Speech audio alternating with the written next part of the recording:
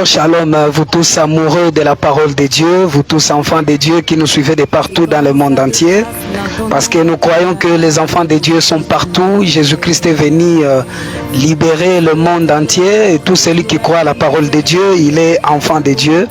Et nous voici aujourd'hui dans notre nouveau numéro de l'émission Affermissement TV, qui se passe chaque dimanche à partir de 13h juste. Et nous nous excusons pour un petit retard du temps. Et nous sommes là comme convenu. Alors je vais vous inviter à partager au maximum les liens de l'émission, partager l'émission pour que le monde entier soit béni, pour que tout celui qui est dans les ténèbres puisse être éclairé au travers de cette émission. L'Écriture dit à toute occasion nous devons prêcher la parole de Dieu. Voilà pourquoi nous avions choisi de parler au travers les réseaux sociaux, et nous sommes en direct sur Facebook et sur YouTube, Affermissement TV. Alors, comme vous pouvez le constater, je ne suis pas seul dans ces plateaux. Je suis avec les frères et sœurs, les saints d'Nkissou. Ils sont là, ils sont bien habillés. Vous pouvez d'abord acclamer pour la gloire du Seigneur. Alors, comme vous-même vous constatez, ils sont là, ce sont des jeunes, les jeunes qui aiment la parole de Dieu, les jeunes qui aiment s'approfondir dans la connaissance. Alors, nous sommes toujours... nous parlons sur notre thème, la jeunesse face aux fausses doctrines. Et aujourd'hui, nous avons le sous-thème qui est intitulé la doctrine des Nicolaïtes. C'est un sous-thème qui a été parlé depuis la semaine passée. Et comme il y avait des choses qui ne sont pas finies, alors nous nous sommes décidés d'y revenir aujourd'hui. Alors, c'est pourquoi, mesdames, demoiselles et messieurs, frères et sœurs, avec joie d'abord nous allons inviter sur ce plateau notre frère, c'est un frère bien, c'est un bien-aimé bien, le frère Ethan. Il est au milieu de nous, il est à Kolwezi, et je vais l'inviter aujourd'hui sur ce plateau. Il va se présenter et par la suite nous allons continuer avec l'émission. Pendant qu'il est sur le plateau, nous allons acclamer. Nous acclamons pour la présence de l'homme de Dieu. Il est en face de nous, l'homme de Dieu. Shalom. Je crois que vous êtes un homme mature, vous allez vous présenter, vous allez nous donner votre nom et d'où vous venez, ce que vous faites présentement dans l'évangile. Shalom. Ok. Ok. Ok. J'ai trouvé bon d'être aussi ici.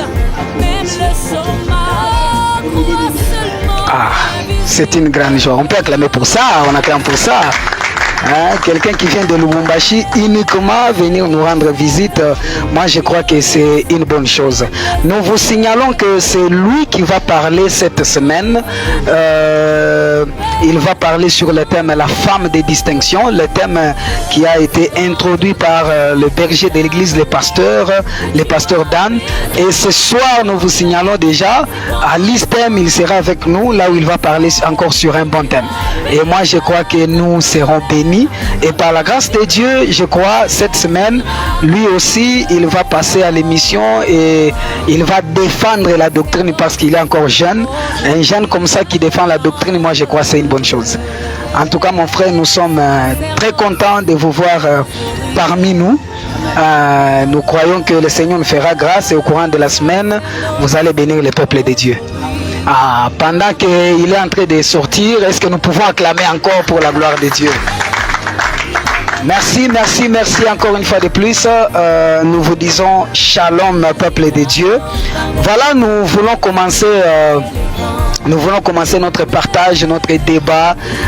Il y a déjà le pain qui est là. Toi qui as faim, viens manger. Viens manger le pain. Voilà, et celui qui va intervenir aujourd'hui, c'est l'homme de Dieu, le frère Blaise. C'est lui qui va intervenir sur la doctrine des Nicolaïtes. Alors, il va faire l'exposé pendant 10 minutes et après, nous allons passer aux questions. Les frères vont poser des questions. Si toi aussi en ligne, tu as quelques questions, tu peux toutefois poser et l'homme de Dieu saura comment répondre. Sous les acclamations du public, nous invitons l'homme de Dieu, Blaise. Il s'avance. Voilà, l'homme de Dieu, shalom. Shalom bien-aimé. Nous vous aimons. Nous vous aimons beaucoup. C'est la recommandation du Seigneur. Ok. Le Seigneur nous a demandé de nous aimer les uns les autres. Voilà. Pour que le monde sache réellement que nous sommes ses disciples. Voilà, la doctrine des Nicolaïtes. Alors, nous allons laisser le temps à l'homme de Dieu. Je vais demander au public d'être attentif, écouter ce que l'homme de Dieu va parler. Si tu as des questions, à la fin, tu vas poser. L'homme de Dieu, à vous la parole.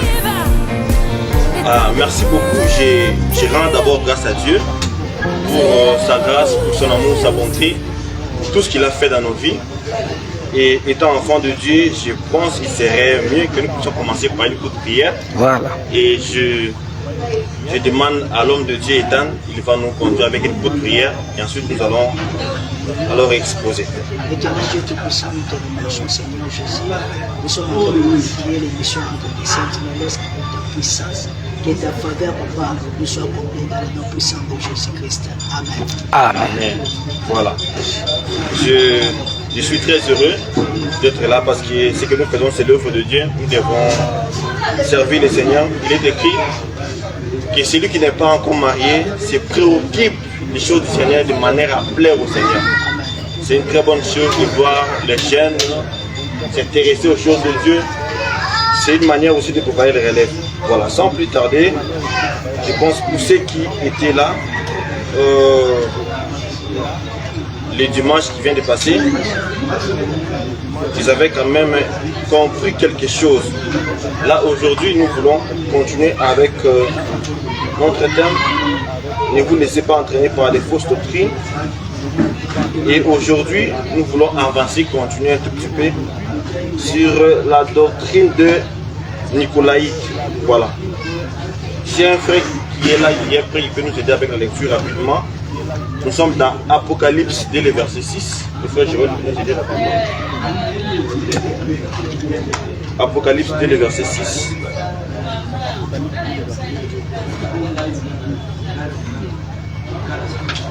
Apocalypse 2, le verset 6. verset 6, nous lisons au nom de Jésus. Amen. Tu as pourtant ceci, ce que tu as, les œuvres de Nicolaïtes, ce que tu es, merci, les œuvres de Nicolaïtes, les œuvres que j'ai aussi. Voilà. Amen. Le 15e verset du même livre. Le 15e verset. De même, moi aussi, tu as des gens attachés, pareil. On parle de la doctrine de Nicolaïte et cette doctrine, elle est liée aussi à des œuvres. Et on a dit les œuvres de Nicolaïte. Et on parle aussi de la doctrine de Nicolaïte. Voilà. Pour revenir un tout petit peu sur ce que nous avons dit que nous n'avons pas plusieurs doctrines, nous n'avons que deux types de doctrines. C'est-à-dire la sainte doctrine, qui est la doctrine de Jésus-Christ, et les restes sont classés parmi les fausses doctrines. Parmi les fausses doctrines, nous avons la doctrine des hommes, la doctrine des démons, la doctrine de Jézabel, la doctrine de Nicolaïte et tout ce qui va avec. Il y a des caractéristiques liées à chaque doctrine, mais aujourd'hui, nous voulons continuer un tout petit peu. Alors je voudrais rappeler un tout petit peu ce que nous avons dit la fois passée, que parmi les objectifs que visent les fausses doctrines, particulièrement la doctrine Nicolaïte, c'est de vouloir s'approprier l'œuvre. Lorsqu'un homme se lève pour pouvoir s'approprier l'œuvre de Dieu devient sa propriété privée. Ça fait partie des caractéristiques de la doctrine Nicolaïte. Nous avons également dit qu'il va vouloir dominer sur le peuple. Une manière de dominer sur le peuple, ça fait partie des caractéristiques de la doctrine de Nicolaïte. Il va vouloir à ce que les gens, les fidèles de l'église, ne soient plus zélés pour le Seigneur, mais que les gens de l'église soient zélés pour lui. Et nous avons donné quelques écritures. On avait donné Galates 4, le verset 7 jusqu'au 18e verset. On avait donné également Ecclésiaste 8, le 9e verset, où l'homme vient dominer sur l'homme pour le rendre malheureux. Et dans les Écritures, l'orgueilleux, c'est aussi celui qui enseigne les fausses doctrines. l'Écriture dit quelque part que celui qui enseigne une fausse doctrine et ne s'attache pas aux saintes paroles du Seigneur, il est enflé d'orgueil. Il ne sait rien. Donc, quand quelqu'un se laisse dominer par un orgueilleux, il se rend aussi coupable d'un grand péché. C'est ça, c'est David qui le dit dans Psaume. Préserve aussi ton serviteur des orgueilleux qui ne dominent pas sur moi. Je serai intègre, innocent d'un grand péché. Donc, l'orgueilleux, c'est aussi un prédicateur. Quand il enseigne des fausses choses, des choses qui n'ont rien à voir avec la parole de Dieu, c'est un orgueilleux. Et se laisser dominer par un orgueilleux, c'est se rendre aussi coupable d'un péché. Voilà, aujourd'hui nous voulons ajouter quelques arguments pour comprendre cela. Et nous avons dit que Christ est la tête de l'Église. Mais Jésus-Christ ne va jamais descendre en personne comme ça pour prêcher, pour conduire, pour diriger l'Église. Mais il y aura des personnes qui vont diriger l'Église. Je n'exclus pas cette particularité-là. Donc Christ est la tête de l'Église. Et dans les corps, on a les anciens qui dirigent. S'il n'y a pas les anciens, ce sont les ministres, les serviteurs de Dieu qui dirigent. Quand même, c'est un sujet aujourd'hui qu'il faut plus de précision et de détails, mais je m'arrête d'abord par là. Aujourd'hui, nous voulons ajouter quelques écritures et quelques arguments par rapport à ce que nous avons dit la fois passée. On peut nous lire Ésaïe 31, le premier verset, le troisième verset. Ésaïe 31. Ésaïe 31. Préparez vos questions, même en dehors de l'exposé. L'homme de Dieu étant là, il peut aussi répondre. Ésaïe 31. Le premier verset. Ésaïe 31, le premier verset. Jusqu'au troisième verset. Jusqu'au troisième verset, nous lisons au nom de Jésus. Amen. Malheur à ceux qui descendent en Égypte pour avoir du secours.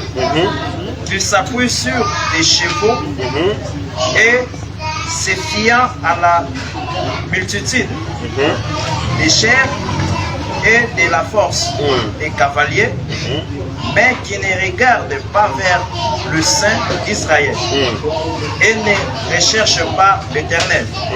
Verset 2. Lui aussi, cependant, il est sage. Il fait venir le malheur et ne retire point ses paroles. Il s'élève contre la maison du méchant et contre les secours de ceux qui commettent l'iniquité. Le verset 3. L'Égyptien est l'homme et non Dieu. L'Égyptien est l'homme et non Dieu. Ses chevaux sont chair et non esprit. Voilà. Quand l'Éternel... Tu peux me t'arrêter par là. Voilà. Donc, c'est une très mauvaise chose de se confier à un homme. Vous voyez? C'est une très mauvaise chose de se confier à un homme. Quand quelqu'un il traîne à l'église, il domine, les gens se confient à lui. Donc, l'Écriture dit l'Égyptien n'est pas Dieu, mais c'est un homme. Quand quelqu'un veut prendre la place du Seigneur, il veut devenir la tête d'une église comme ça c'est l'œuvre de Nicolas. Donc, les gens vont commencer à avoir confiance, les gens vont commencer à le prendre pour Dieu, à le considérer comme étant Dieu. Ils vont chercher à s'appuyer sur lui. Et pourtant, c'est un homme, il n'est pas Dieu. Vous voyez. Donc, quand vous voyez dans une église, un homme, il veut s'accaparer dans l'œuvre. Donc, c'est lui qui s'élève même au-dessus de la parole de Dieu. Il engage qu'il veut, il fait n'importe quoi, tout ce qu'il veut. Personne n'a le droit de lui poser des questions. Personne n'a le droit de lui demander quoi que ce soit. Ouais.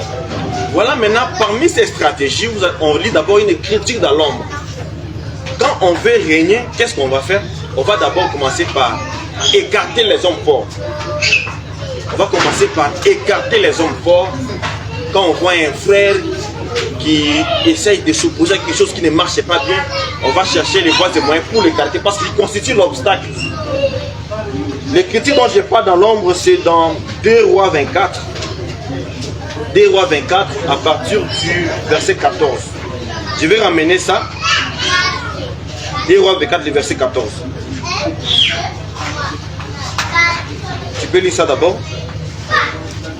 Lettre 24, le verset 14, nous lisons au nom de Jésus. Il amena à captivité tout Jérusalem, tous les chefs et tous les hommes voyants, au nombre de 10 000 exilés. Continue. Avec les charpentiers et les serriers. Il ne resta que le peuple pauvre, Les peuples pauvres. du pays. Amen. Continue. Continue. Il transporta Joachim à Babylone et il amena captif de Jérusalem à Babylone la mère du roi, le femme du roi et ses eunuques et le grand du pays. Verset 16. Tous les guerriers, Ils sont forts. au nombre de 7000 et les charpentiers et les serriers au nombre de 1000. Tous les hommes voyants et propres à la guerre, le roi de Babylone Les rois de Babylone. les amena captifs à Babylone. Voilà. Verset 17. Je peux d'abord t'arrêter par là. Merci. Voilà. Si il veut régner à l'église, parmi ses stratégies, il va amener en captivité, c'est-à-dire amener quelqu'un en captivité, c'est-à-dire amener quelqu'un sous l'esclavage. Je suis d'abord dans l'ombre, je vais rentrer dans la réalité. Donc, quand quelqu'un vient pour dominer sur le peuple de Dieu, qui est le peuple d'Israël, il va laisser les hommes pauvres, les femmes, parce qu'ils ne sont pas forts, ils ne sont pas vigoureux pour la guerre. Il va prendre les charpentiers, parce que ce sont les charpentiers qui travaillent, tout ça. Il va prendre les Syriens, les hommes pour les vaillants, ceux qui sont adaptés à la guerre, il va les prendre en captivité. Et si vous continuez de la suite, il va amener un autre roi, qui est son nom, il va les taper à la place du roi qu'il a élevé. Or, quand on enlève un roi parmi les peuples, on leur ôte les saluts, parce qu'un roi, c'est un sauveur. Vous voyez? Donc, parmi les stratégies, il va chercher les hommes forts, les gens qui sont vaillants, les gens qui ont le yeux sur les Écritures, sur l'enseignement. Nous ne sommes pas des chrétiens qui acceptent n'importe quoi. Les enfants de Dieu, nous sommes comme les chrétiens de Béryl, les saints de Béryl. Ils recevaient l'enseignement avec beaucoup d'empressement, mais ils ne s'arrêtaient pas là. Ils vérifiaient si ce qu'on leur enseignait était réellement la vérité. Donc quand un frère commence à avoir des curiosités, cher pasteur, ce n'est pas de l'impolitesse, avec beaucoup de respect. Pourquoi vous faites ceci? À la limite des Écritures, pourquoi vous faites ceci? Ces frères-là, ils constituent l'obstacle à ses desseins, à sa vision, à ses désirs de vouloir dominer sur l'Église. Maintenant, qu'est-ce qu'il faut faire? Il faut chercher comment l'écarter, comment l'amener captif pour laisser seulement les gens qui sont faibles, qui ne maîtrisent pas les choses. Vous voyez? Ce sont là les stratégies qu'a le diable actuellement. Et derrière la doctrine de Nicolaïte, il va vouloir dominer, mais il ne peut pas dominer s'il y a des vaillants. Il ne peut pas dominer s'il y a des gens qui seront là prêts pour les résister. Qu'est-ce qu'il va faire? Il va cesser les stratégies pour écarter les hommes forts.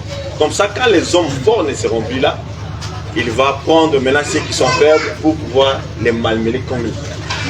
Vous voyez? Voilà pourquoi, je pense à 1 Pierre 5, où on est en train d'exhorter les anciens de ne pas dominer sur le peuple, mais d'être les modèles du berger comme un bon berger qui garde les troupeaux de son équipe. Vous voyez? Donc, un homme ne peut pas s'élever pour dominer s'il ne sait pas d'abord écarter les hommes forts.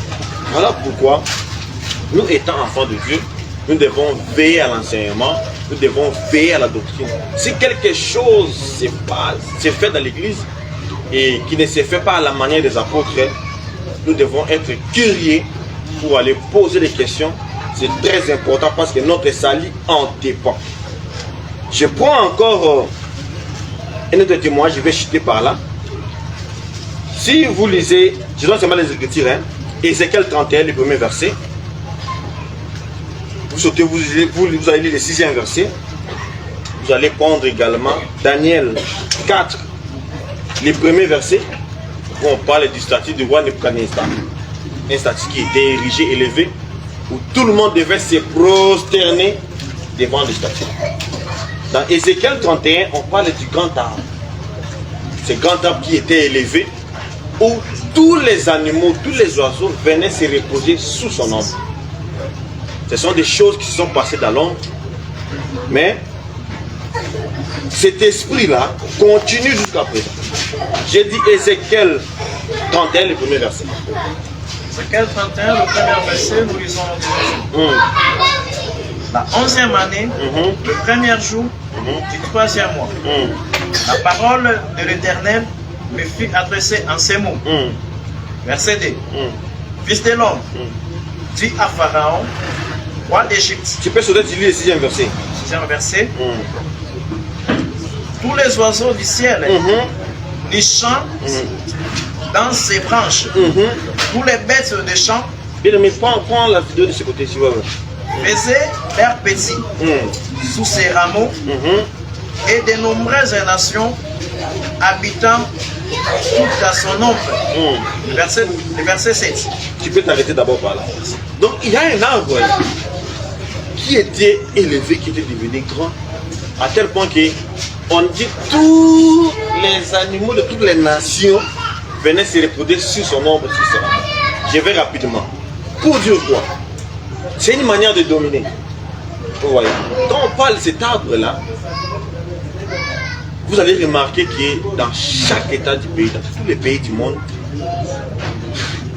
chaque pays a ce qu'on appelle les totems. Pour nous, c'est les léopards, n'est-ce pas? Donc, nous sommes un état, une nation qui est sur la terre. Excusez-moi, il y a un homme, je parle du pape de l'Église catholique. Lui, il domine sur tous les chefs des états qui sont sous le ciel. Que tu sois roi de n'importe quel royaume, que tu sois le président du Congo, le président de la Russie, devant le pape, il est élevé au-dessus de tout le monde. Récemment, il était ici au Congo. Vous voyez? Devant lui, tout le monde se prosterne. Vous voyez? J'ai pris seulement ce qui s'est passé avec les rois Nebuchadnezzar. Il a érigé un statut où tout le monde devait fléchir les jambes devant ce roi. Mais gloire à Dieu, il y avait quand même la loi du reste, un peuple de Dieu qui avait refusé de prosterner devant les statues du roi, et le Seigneur les avait soutenus.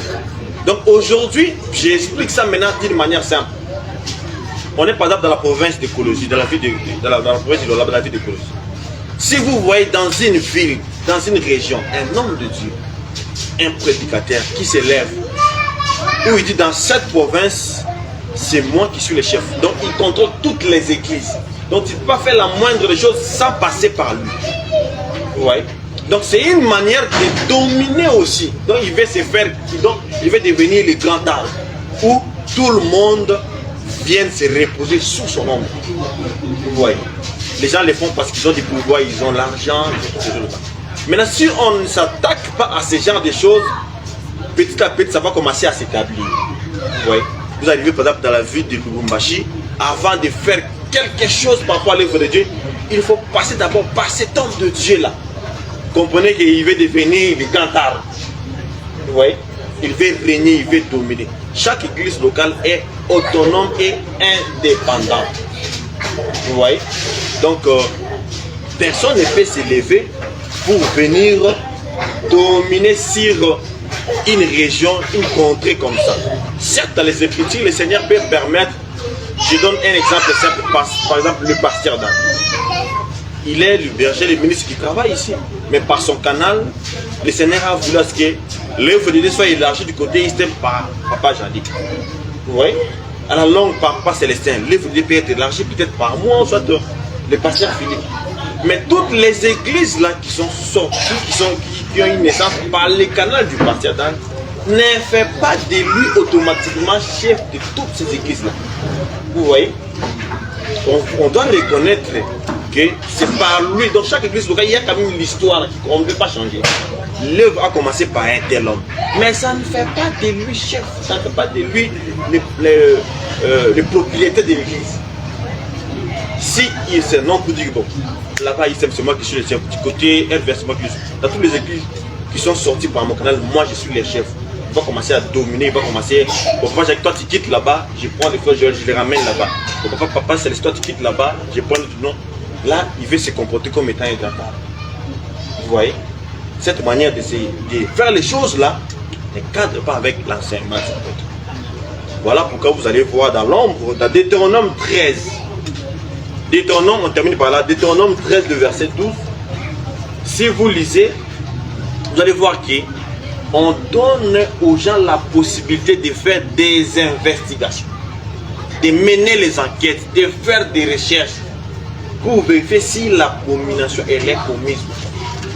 Donc quand vous voyez quelqu'un, un prédicateur, faire des choses, vous avez le droit de mener les enquêtes, mener les investigations pour analyser ce qui s'est fait. Est-ce que c'est réellement? Vous voyez? Donc, on ne peut pas interdire le peuple, les fidèles, les prédicateurs, tout enfant de Dieu, de mener les enquêtes, de mener les investigations. Ça, ce n'est pas le jugement. Établir un jugement sur les hommes de Dieu, non. Mais ça dit faire des recherches pour vérifier est-ce que ce qu'on fait là, c'est réellement la vérité, c'est réellement la parole de Dieu. Ça n'est pas interdit. Ouais. Voilà pourquoi, si vous lisez Actes des Apôtres, on lit la dernière qui dit, on termine par là. Acte 11, les premiers versets. On lit ça. On a exercé un jugement si un homme de Dieu. Acte 11, le premier verset, nous lisons de Jésus. Amen. Les apôtres et les frères qui étaient dans la Judée apprirent que le païen avait aussi reçu la parole de Dieu. Verset 2. Et lorsque Pierre fut monté à Jérusalem, les fidèles circoncis lui adressa des reproches. Voilà. Verset 3. En disant, tu es entré chez des incirconcis et tu as mangé avec eux. Le verset 4. Pierre s'est mis à leur exposer d'une manière suivie de ce qui s'était passé. Tu peux d'abord t'arrêter par là. Donc, quand, pour les apôtres, ils ne comprenaient pas que la promesse du salut, le Saint-Esprit pouvait s'octroyer aussi chez les païens. Vous voyez? Donc, lorsque l'un d'eux est allé chez les païens, Corneille, annonçant la bonne nouvelle, quand il est revenu, pour eux c'était une nouvelle chose. C'était quelque chose qui n'était pas faisable. Vous voyez?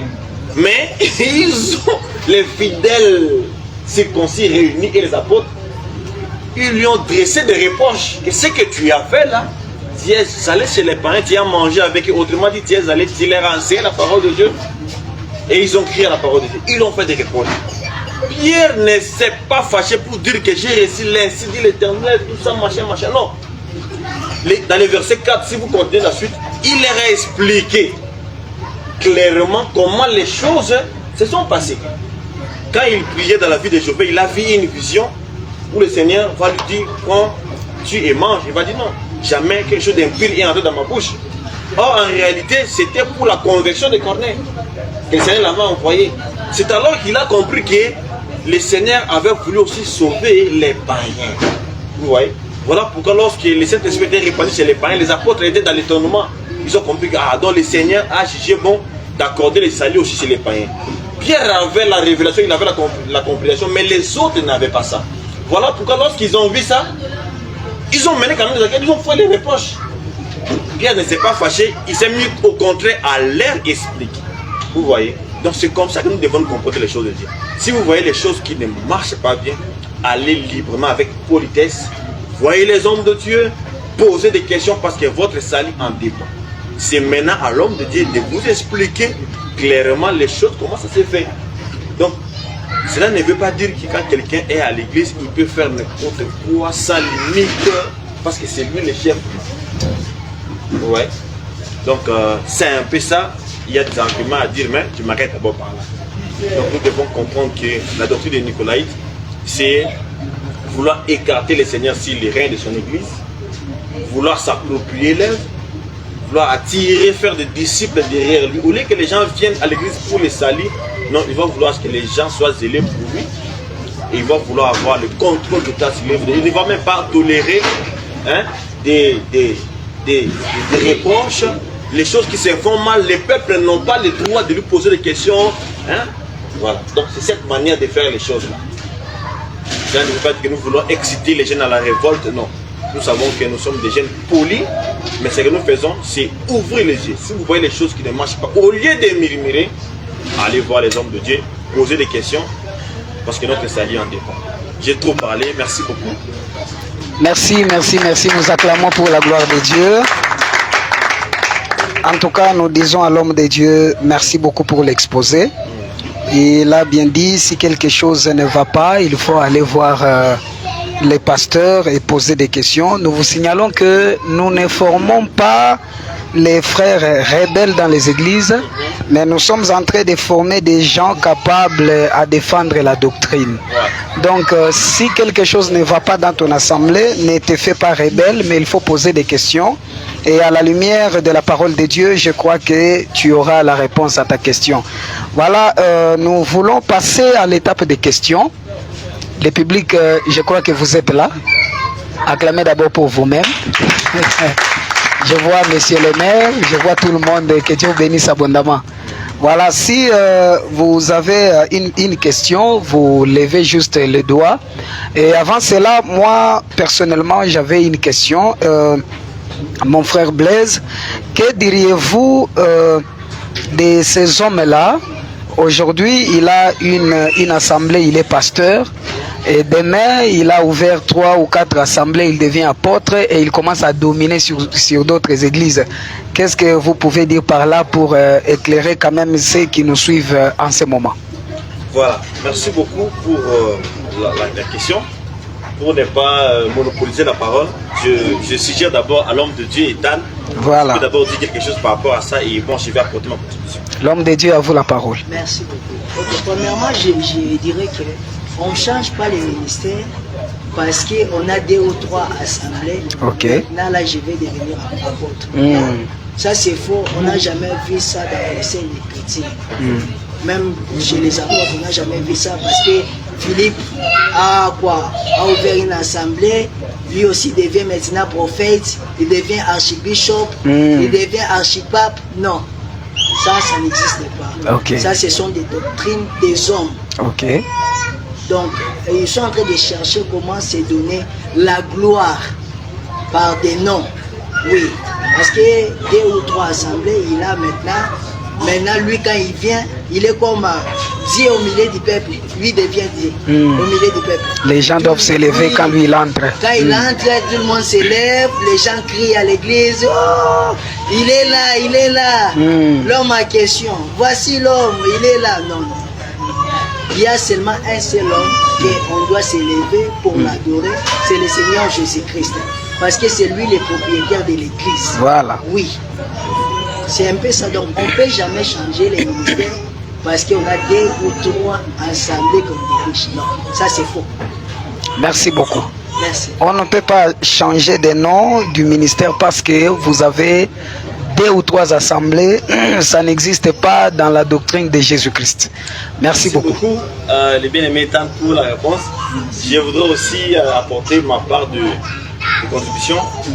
Voilà, les gens, généralement, quand ils apportent des arguments comme ça, ils se cachent derrière une écriture.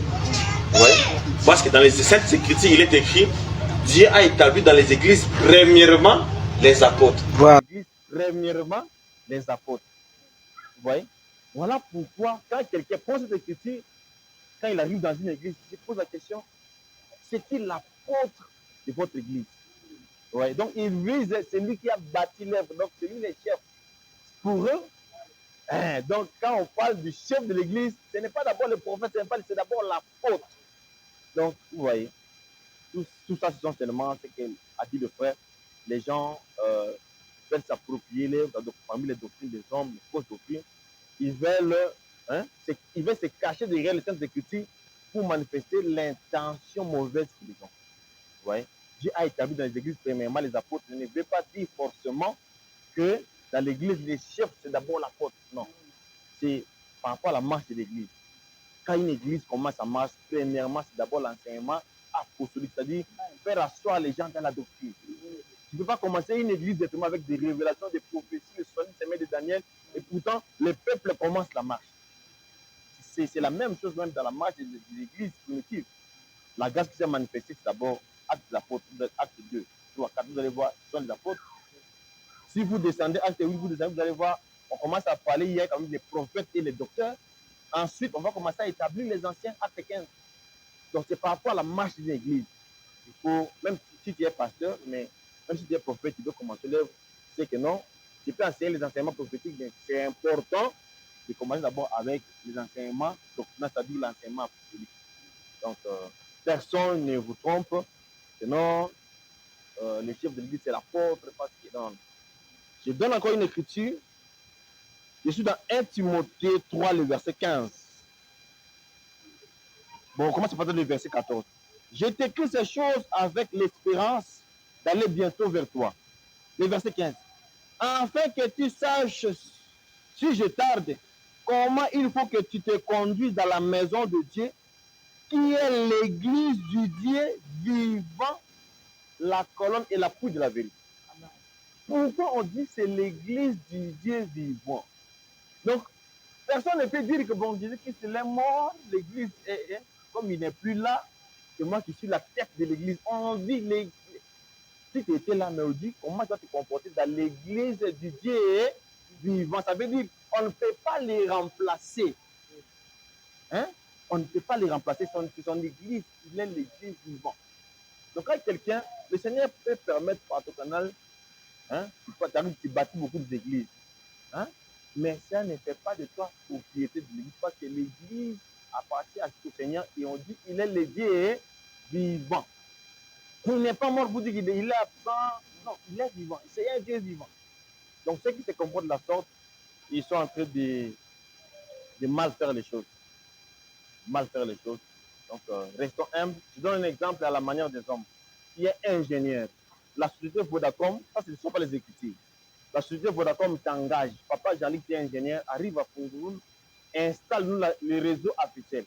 Toi, tu arrives, tu installes le réseau, ensuite tu dis, le réseau m'appartient. Vous voyez. Donc c'est le Seigneur qui t'a envoyé, il t'a confié la mission, on va bâtir les églises. Après avoir bâti l'église, tu dis, l'église m'appartient. Donc à la manière des hommes, ça ne se fait pas. C'est une très mauvaise chose. Merci beaucoup. Vous avez la parole. Merci pour le droit de la parole. Moi, c'est le frère Fidesz.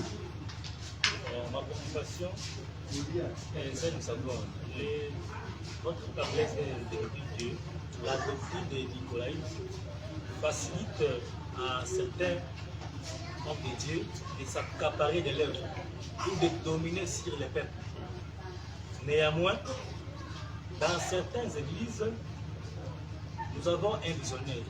Et ce visionnaire a pour mission de veiller à d'autres pasteurs. C'est-à-dire qu'on établit certains pasteurs dans les assemblées. Par exemple, comme nous sommes ici dans la ville de ici, nous avons plusieurs quartiers.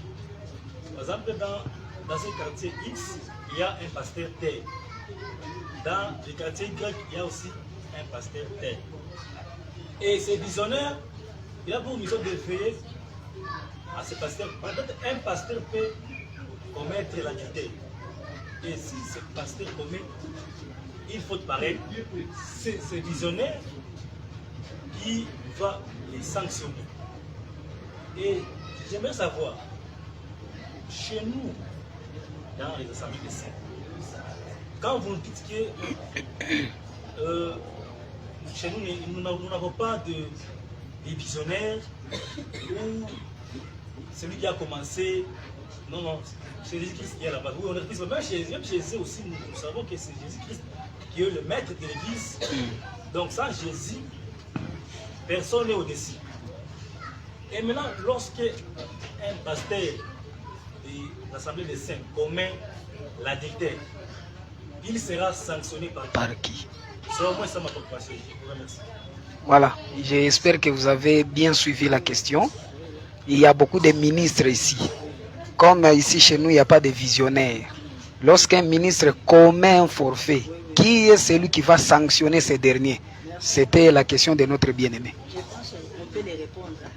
Allez-y. Amen. Hein? Amen. Premièrement, j'aimerais dire que les visionnaires a fait je ne sais pas quoi. Non, ça d'abord, eza libanda parce que visionnaire à l'église ezalaka Yesu ye moko. Amen. Selon le livre de Matthieu chapitre 16, il dira que je bâtirai mon église. Non l'église, il y a Pierre, il y en a non, mais son église à lui. Je bâtirai mon église sur cette pierre. Donc l'église appartient au Seigneur. Il y a une vision. Nous sommes là seulement en train de suivre les pas. Nous sommes comme les disciples, derrière les grands maîtres qui est le Seigneur. Donc quand quelqu'un commet l'erreur, ce qui va les juger, c'est l'enseignement. Enseignement de Robouaka et Libanda, la doctrine. Même les pasteurs, c'est lui qui peut-être par son canal, l'œuvre de l'Éternel évolue. S'il commet aussi des erreurs, l'enseignement des apôtres et Robouaka et Libanda. C'est ça ce qui fait la différence entre l'assemblée des saints et les autres. Parce que chez nous, l'enseignement qui nous dirige, c'est un peu ça. Je ne sais pas si ça va. Bon, par là, je crois, vous devriez être quand même précis, parce que lui, il a dit que oui. Là-bas, il y a les visionnaires. Ok. Alors, s'il y a un pasteur qui commet un forfait, Oui. les visionnaires, Oui. il vient, il sanctionne les pasteurs. Oui. Alors ici, comme vous avez dit que c'est l'enseignement, oui. Oui. Maintenant, qui est celui qui va s'élever? Je Ok. crois que c'est ça sa question. Merci. Qui est celui qui va s'élever pour sanctionner le pasteur qui a commis Ok. le péché? Donc, Voilà. nous, comme nous marchons dans l'assemblée, nous avons les collèges. Les collèges est là. S'il y a des erreurs, le collège va voir comment traiter les dossiers là, doctrinellement. Et puis après cela, on va voir si on peut donner maintenant quoi, la sanction à cet homme de Dieu là. Oui, c'est ce qui fait un peu la différence. Chez nous, c'est le collège. Ce n'est pas un homme né à ôter les mains et puis il va sanctionner lui-même par ses propres désirs. Non, on doit d'abord faire la procédure. On va d'abord regarder comment ces choses étaient passées et puis à la lumière des Écritures, maintenant le collège va sanctionner. Donc on peut donner à quelqu'un les mots là de tous. On met ça dans sa bouche et puis il va parler. Ok, je crois que vous avez suivi. Merci, Dieu. Vous pouvez Merci aussi beaucoup. ajouter. On a consacré beaucoup de minutes, mais c'est pour la parole, c'est pour la gloire de Dieu. Amen. J'aimerais qu'on lise d'abord Deutéronome 13, le verset 12. L'écriture est là, dans l'ombre. Je vais argumenter parce qu'on n'avait pas lu ça. Lis ça d'abord.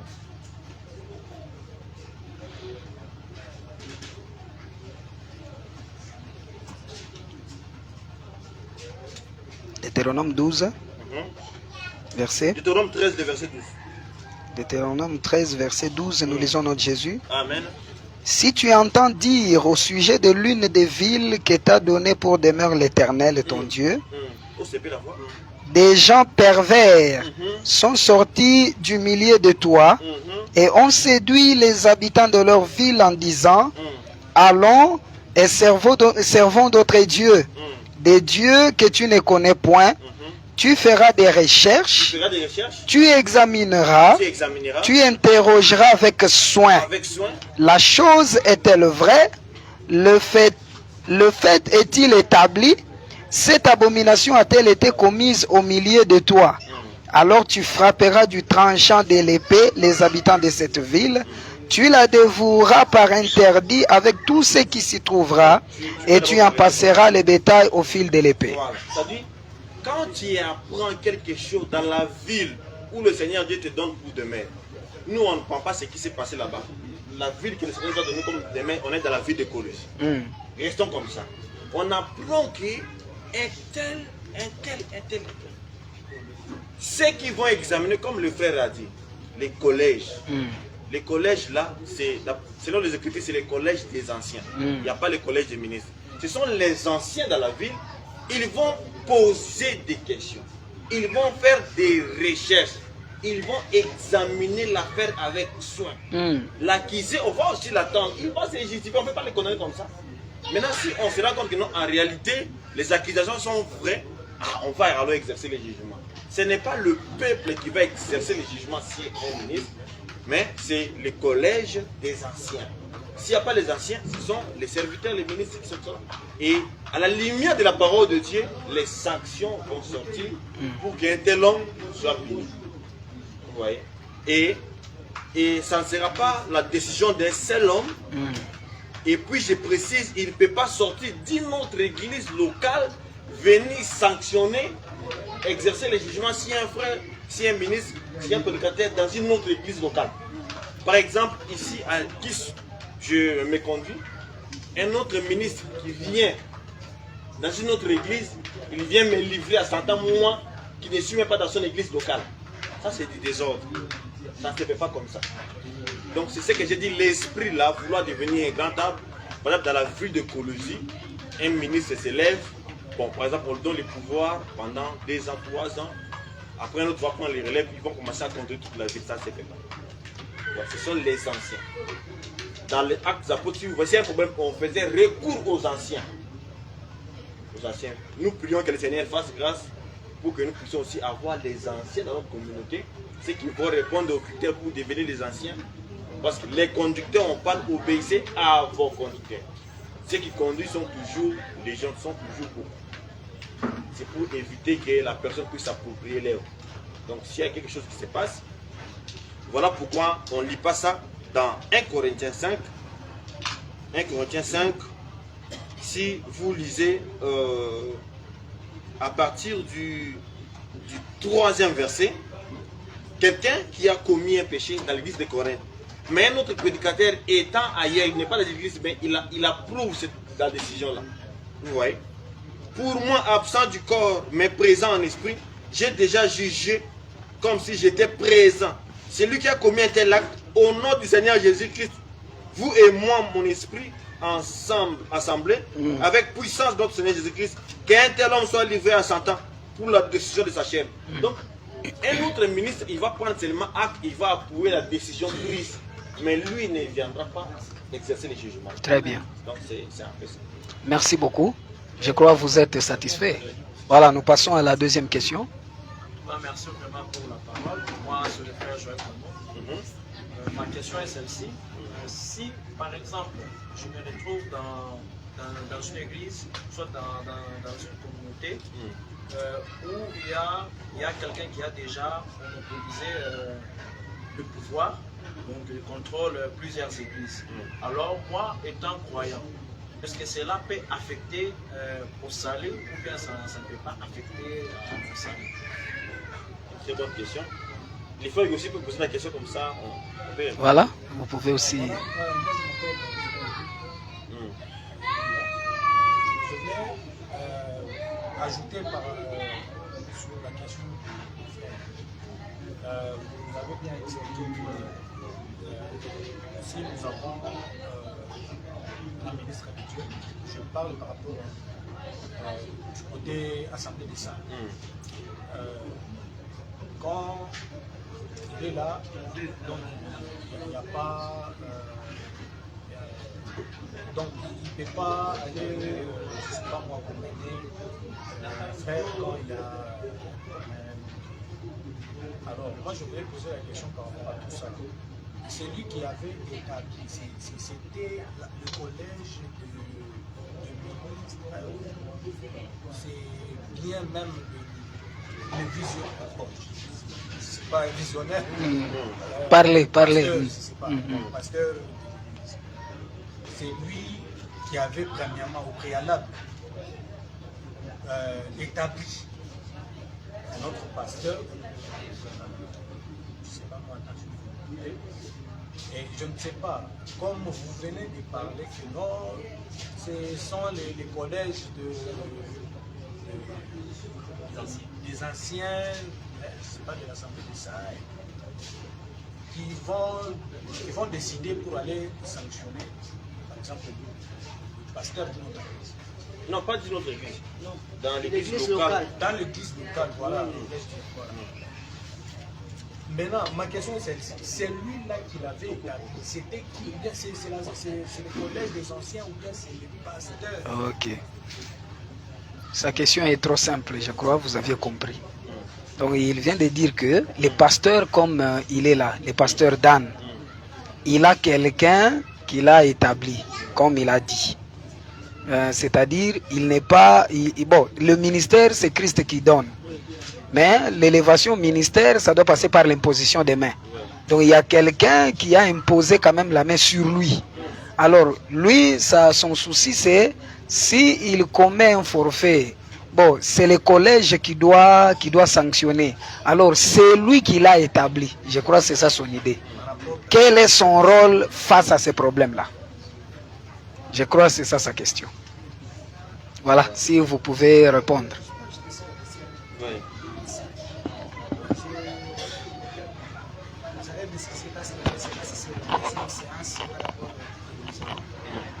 Je voulais premièrement savoir d'abord si vous pouvez expliquer clairement c'est quoi la doctrine de Nicolaïte d'une manière brève pour que je comprenne cela.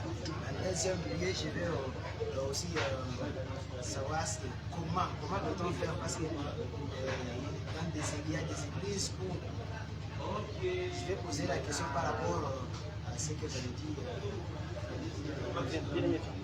Être dominé par un orgueilleux. Il y a des églises où il y a des pasteurs qui n'acceptent pas les reproches et puis si vous reprochez, ils peuvent vous sanctionner, ils peuvent vous prendre comme un connaisseur bien orgueilleux, ils peuvent vous sanctionner ou soit, je ne sais pas dans ce cas-là, est-ce que je peux me retirer de cette église, soit quelles sont les précautions, soit quelles sont les mesures que je peux prendre pour que je puisse Voilà. Ça va, Je crois que vous avez déjà 3 questions devant vous. La question du feu, on avait déjà répondu. Pas encore. Bon, on commence. Bon, j'ai perdu un peu l'idée sur ta question.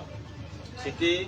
Je disais ceci, si je suis dans une église où il y a quelqu'un qui sait déjà monopoliser le pouvoir, donc celui qui contrôle presque toutes les églises, le temps croyant, ça aura de l'impact sur... Ah, merci, je comprends, voilà, merci. Je dirais d'abord ceci. Dans une église, les premiers sauvés, c'est d'abord le prédicateur lui-même. Si lui-même il n'est pas sauvé, c'est comme ça on a dit à Tite, viens ici, si ton enseignement, parce qu'il te sauvera toi et ceux qui t'écoutent. Si déjà quelqu'un il est dans une fausse doctrine, ouais, si tu te retrouves là-bas et que tu meurs comme ça, c'est un danger. Donc lui-même il n'est pas sauvé. Comment est-ce qu'il peut prétendre te sauver? Donc quand toi tu as déjà créé la parole de Dieu de la sainte doctrine, tu arrives dans une église, dans un milieu où tu trouves quelqu'un dans la fausse doctrine, va les voir. Il ne faut pas d'abord commencer à te moquer de lui, comme Philippe avait vu l'unique éthiopien qui lisait les mots qu'il ne comprenait pas. Va en privé, essaye d'échanger, partager avec lui. Montre-lui la vérité. S'il était prédestiné pour le salut, il peut t'écouter, il peut croire, il peut apprendre toute la gloire qu'il avait là. Et il revient. Papa Charlie, qu'il est l'exemple, il était berger, pasteur dans l'église. Quand il entrait comme ça, on prenait la Bible pour lui. Il mangeait la dîme, les offrandes, tous ces honneurs-là. Dadi. Mais quand il a découvert la vérité, il a pris toutes ces gloires-là. C'est que l'apôtre Paul a dit, ce qui était pour moi comme un gain, je l'ai regardé comme la boue pour recevoir Christ. Si c'est un homme humble, il se dit, ah ça c'est la vérité. Il peut embrasser la vérité. Mais s'il résiste, et si toi, connaissant que ça c'est la fausseté, tu restes là-bas, c'est très dangereux pour ton salut. Ouais. C'est vraiment très dangereux pour ton salut. Par rapport au fait que ce que je peux dire, même dans les églises, pour établir les diacres, il y a un certain critère. Ouais. Il y a un critère pour que quelqu'un devienne diacre. Il en est des mêmes pour les anciens. Si vous lisez Tite, moi je me base beaucoup sur l'assemblée des saints. Voilà. Je ne sais pas d'abord. Voilà ce que j'ai dit là dans les églises des saints. Pour établir un diacre, il faut un certain nombre de critères pour que quelqu'un devienne diacre. Il devient diacre dans les églises des saints. Même pour arriver à diriger l'église, vous voyez, il faut des critères. Je suis dans 1 Timothée 2, 3, le verset 2. Il faut que l'évêque soit irréprochable, mari d'une seule femme, hein? Sobre, cède, règle dans sa conduite, hospitalier, propre à l'enseignement. Il faut qu'il soit ni abandonné au vin ni à la violence, afin de diriger bien sa propre maison et qu'il tienne ses enfants dans la soumission et dans dans une parfaite honnêteté. Car si quelqu'un ne sait pas diriger sa propre maison, comment prendra-t-il soin de l'église de Dieu? Donc, c'est parmi les ministres, si quelqu'un répond aux critères là, pour devenir ancien, ce sont ceux-là. Et aussi, dans Tite aussi, on parle de ces critères-là, qui soient capables de réfuter les contradicteurs.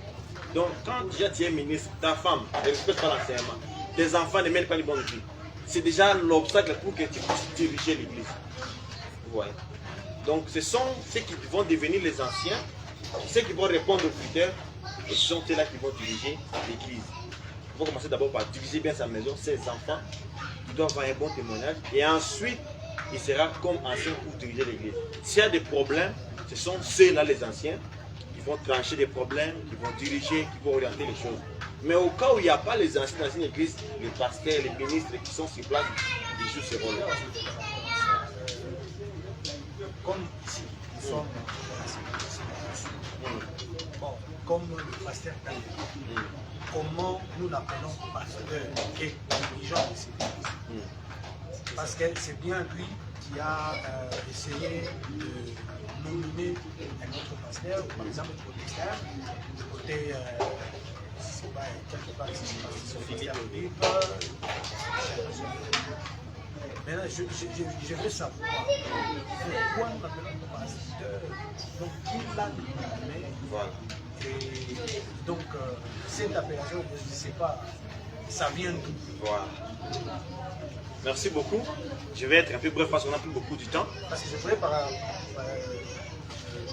continuer par rapport à la question. Donc ma question était que c'est lui-là qui l'a établi. Mais c'est lui qui l'a établi. C'est pas il y a quelqu'un qui l'a établi.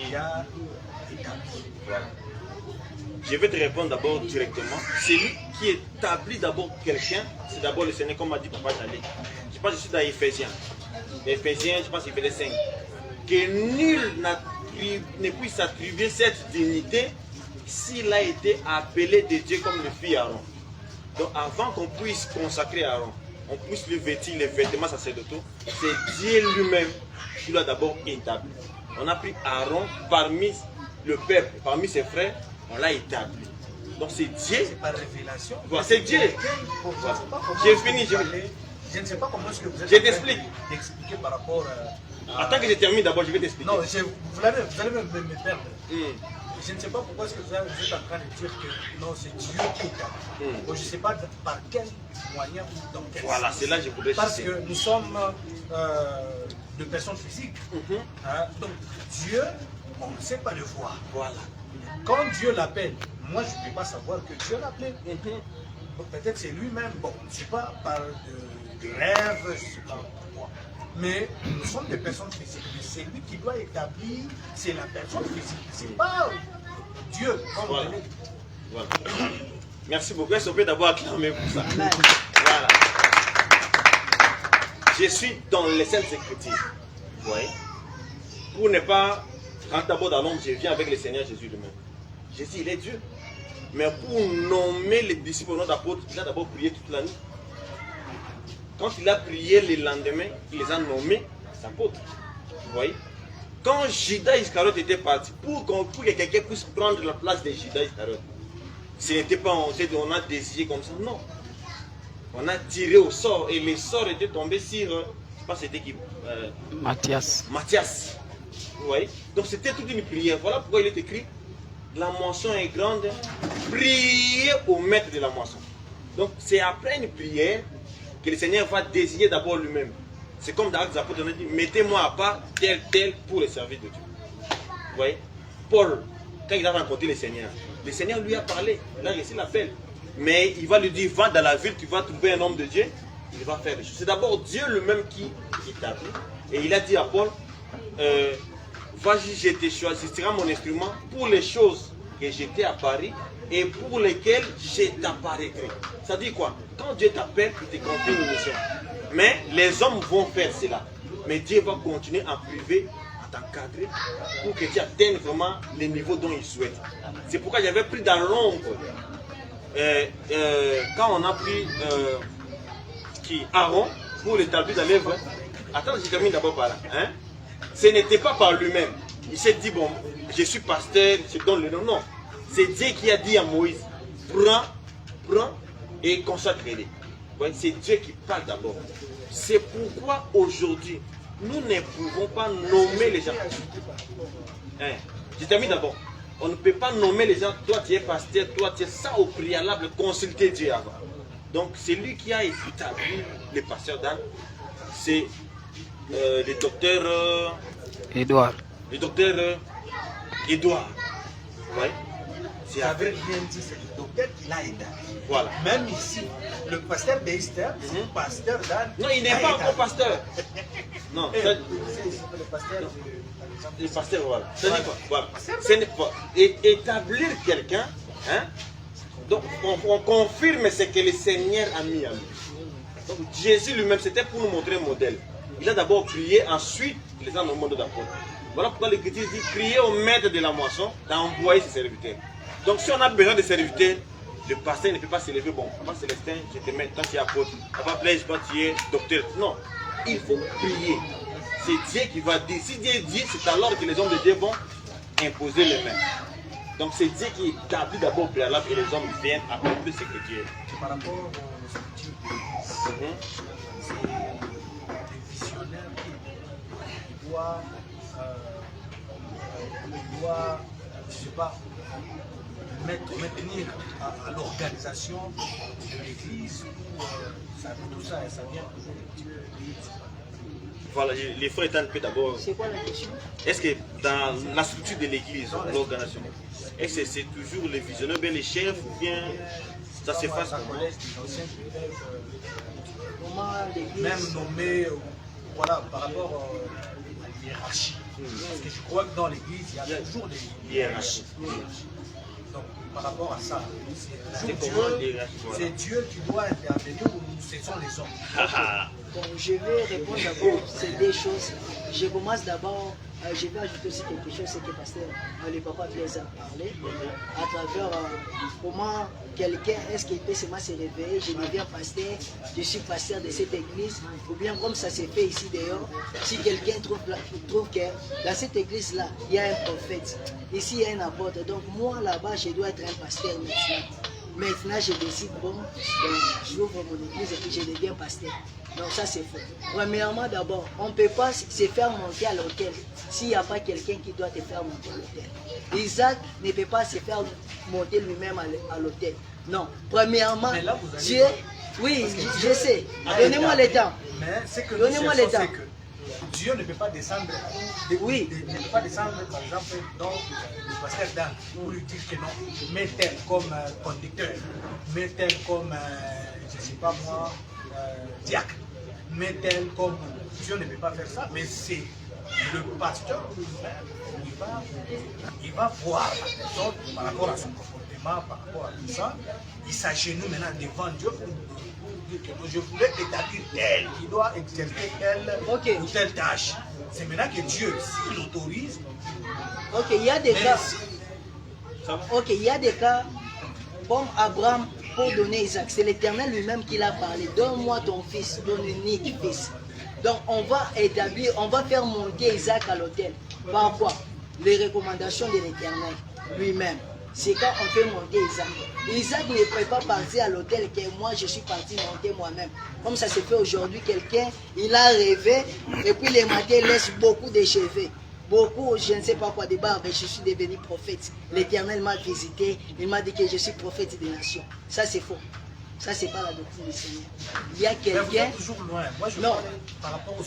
S'il vous plaît, nous courons derrière le temps, s'il vous plaît. Moi, je crois que je vais répondre rapidement. Okay.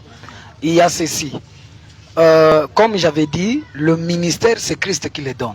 Oui. Alors, lorsque nous sommes dans l'église, pour que le pasteur puisse confirmer que Papa Blaise c'est un apôtre, c'est par rapport au travail. Oui. La manière dont il va travailler, la manière dont il va exercer l'œuvre que le Seigneur lui a donnée, c'est ça qui va faire à ce que les noms puissent sortir. Okay. Donc, c'est Ouais. Même pour que quelqu'un soit président, par exemple, de la chorale, Oui. c'est la manière dont il est en train de travailler d'abord, le service d'abord.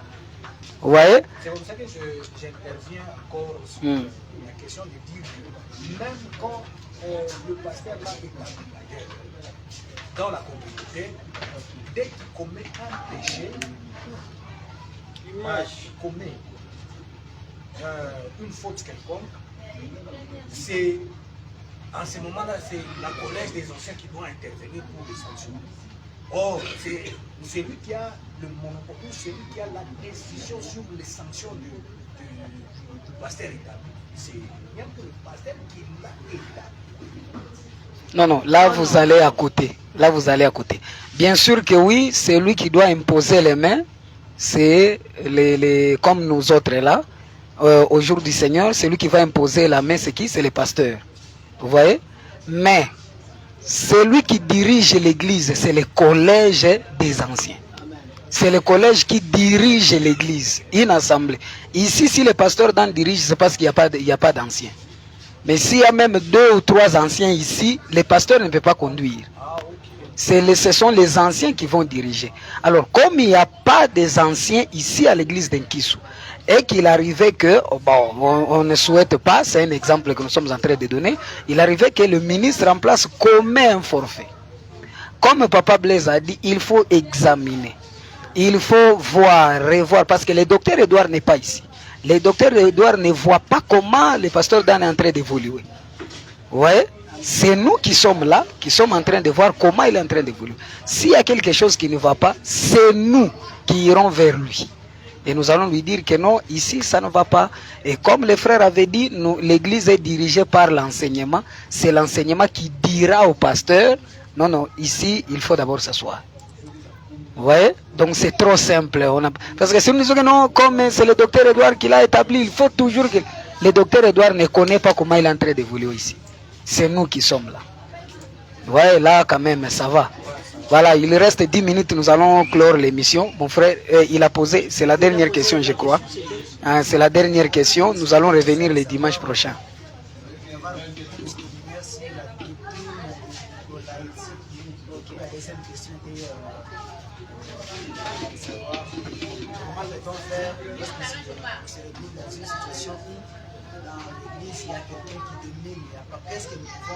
Voilà. Ok. Là, je crois que c'est trop simple, vous pouvez aller rapidement. La doctrine des nicolaïstes, c'est quand quelqu'un s'impose sur l'œuvre du Seigneur, lui-même, il devient comme les propriétaires, comme le papa Blaise avait dit, donc il a trop marché dans les Écritures. Donc, quelqu'un s'impose lui-même à l'église que moi, cette œuvre m'appartient. Donc, toutes les décisions, et à sa tête, il peut se réveiller, demain matin, il change des choses. À partir d'aujourd'hui, vous allez commencer à faire ceci. Et puis, donc, on lui donne aussi quoi? La gloire. Il cherche quand même la gloire, sa propre gloire. C'est un peu ça, dans l'église du Seigneur. Donc, il est maintenant à la place du Seigneur. Au lieu que le Seigneur pousse. Au lieu qu'on puisse voir le Seigneur, mais on lui voit lui à la tête de cette église-là. C'est un peu ça. Je peux dire quelque chose dans 2 minutes. Voilà. Nous devons d'abord savoir que la doctrine, c'est un enseignement. C'est derrière un enseignement qui a un esprit. Dans les Écritures, on dit, si vous avez reçu un autre Jésus ou un autre esprit. Amen. Ouais. Donc derrière un enseignement, c'est tout un esprit. L'enseignement qu'il va amener, ça sera l'esprit de nicolaïsme. C'est-à-dire, derrière cet esprit-là, il va vouloir être en tête, dominer, voilà. C'est-à-dire écarter les gens qui sont qui peuvent créer l'obstacle à ce qu'ils puissent monter. Voilà. Donc il va être là, dominer tout ça. Maintenant, et il va amener les enseignements. Les œuvres de nicolaïsme, on n'a même pas touché, ça sera la vie du péché. Les œuvres de la chair. Comme on a dit, les Égyptiens, sa force c'est la chair et non l'esprit. Donc on fait toujours allusion avec l'esprit et la chair. Quelqu'un peut, il peut venir, il peut prendre les critiques. N'est-ce pas que j'ai le droit de mener avec moi une sœur qui soit ma femme? Très bien. Les critiques. C'est une écriture comme ça, mais il va tordre les sens. Parce que ce que nous faisons, c'est l'affermissement. Les gens pensent que l'affermissement, c'est juste pour les petits-enfants. Comme les codymes. C'est dans toutes les couches. Comme les codymes. Voilà, et comme des choses pour des petits-enfants qui viennent des choses. Non, l'affermissement, c'est à tous les niveaux. On dit que dans les lettres des pierres, des Paul, il y a des points difficiles à comprendre. Où les personnes mal enfermées et ignorantes font tordre l'essence. Donc l'affermissement, même si tu es prédicateur, tu n'es pas affermi, tu vas tordre l'essence de l'écriture. C'est ça. Vient l'esprit de l'erreur de la prédication, vous voyez, motif impire de la prédication, tu cherches une écriture pour tordre l'essence, pour tirer l'avantage vers toi. Donc c'est justement ça. La doctrine de Nicolas, c'est tout un enseignement. Derrière cet enseignement, il y a un esprit pour arriver à cette fin. Voilà, merci beaucoup, merci beaucoup. On acclame d'abord, on acclame d'abord, on acclame d'abord. Il est 14h27. Je crois que nous avions pris beaucoup de temps. Je crois la semaine prochaine nous allons revenir. Nous disons juste à nos téléspectateurs que l'émission Affermissement TV passe sur YouTube, sur Facebook, sur TikTok et nous avons aussi une page WhatsApp. Si vous cherchez Affermissement TV sur WhatsApp, nous y sommes. Vous allez voir en rediffusion cette émission. Et si vous avez des questions, n'hésitez pas à poser, à entrer en contact avec ceux qui ont intervenu aujourd'hui. Et nous sommes disponibles 24 heures sur 24 heures. Posez-nous des questions et je crois que le Seigneur va vous bénir. Voilà, Papa Blaise, nous sommes arrivés à la fin vraiment de cette émission. Nous vous disons vraiment merci beaucoup. Merci de bénir le peuple de Dieu. Nous disons merci à notre bien-aimé. Nous disons merci au public. Et nous allons laisser le temps à Papa Blaise. Il va prier pour clore cette émission. Éternel grand Dieu, nous sommes tu es le maître des des circonstances. Il est écrit, favorable pour notre enfant, enseigne, exhorte. Merci pour ce moment merveilleux que nous venons de passer dans ta présence. Il te plaît, oh Dieu, de nous éclairer en voie ta parole. Il sait qu'avant nos occupations, malgré la fatigue après la prière, après le culte, nous sommes restés, non pas pour parler de futilité, mais surtout de ta parole. Accepte au pied que ta bénédiction, toutes les promesses liées à ce que fait ta parole, soient les partages de chacun de nous. Notre chemin de retour est entre tes mains. Notre vie, notre jeunesse entre tes mains. Continue à nous éclairer, continue à nous fortifier, que notre jeunesse, oh Dieu, soit épargnée de toutes les séductions, de toutes les manigances du diable. Si telle est ta volonté, que nous puissions nous retrouver dans les jours à venir en ce lieu, qui ne m'accorde pas de dire merci. Nous avons ainsi prié par les noms précieux et glorieux notre Rédempteur Jésus. Nous disons Amen. Amen. Nous avions fini l'émission, vraiment. Nous ne vous disons pas au revoir, mais nous vous disons au prochain numéro.